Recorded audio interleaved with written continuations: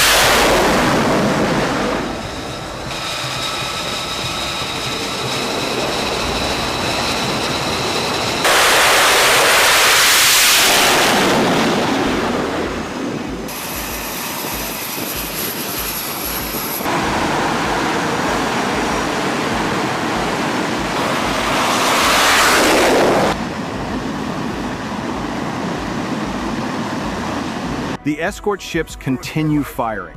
Missile after missile leaves the vertical launch cells, each one aimed at a different target.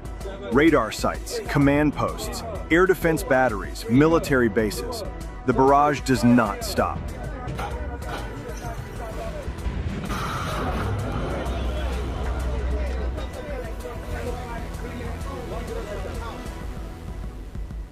Meanwhile, on land, additional fighters are taking off from airfields across the region.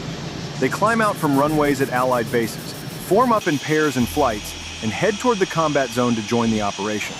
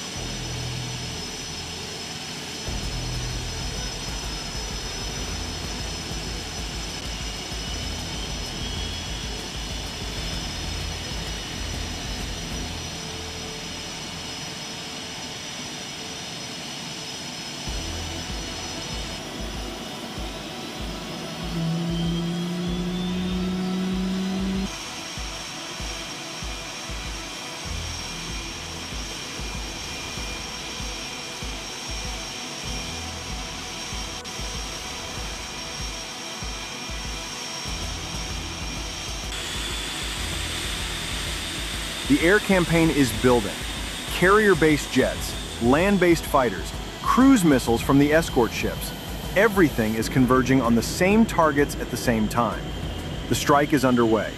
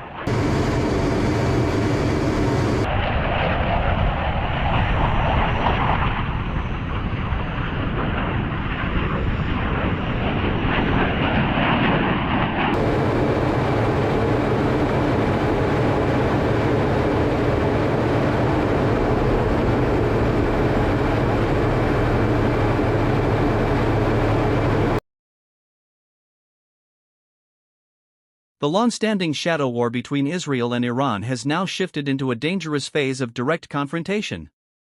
Israel remains committed to neutralizing threats from Iranian proxies, such as Hezbollah, and disrupting Iran's nuclear ambitions. On the other hand, Iran's recent direct missile strikes have signaled a shift in strategy, proving they are willing to engage Israel openly.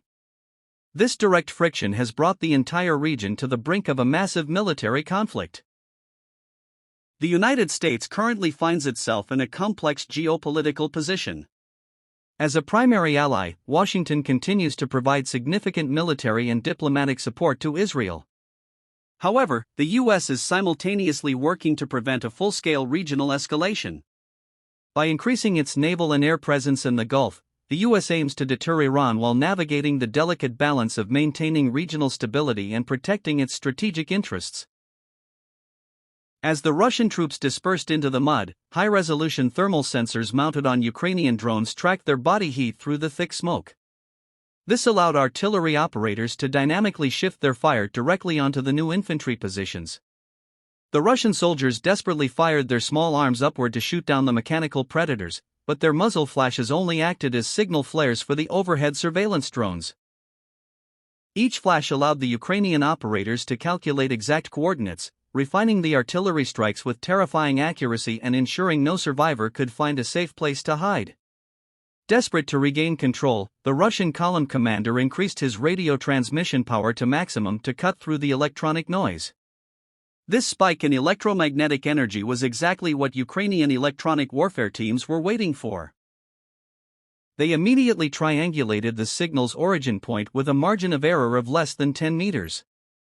A specialized strike drone was redirected to this invisible beacon, plummeting directly into the command vehicle. This surgical strike severed the head of the Russian tactical operation, leaving the remaining forces leaderless and in a state of absolute operational paralysis.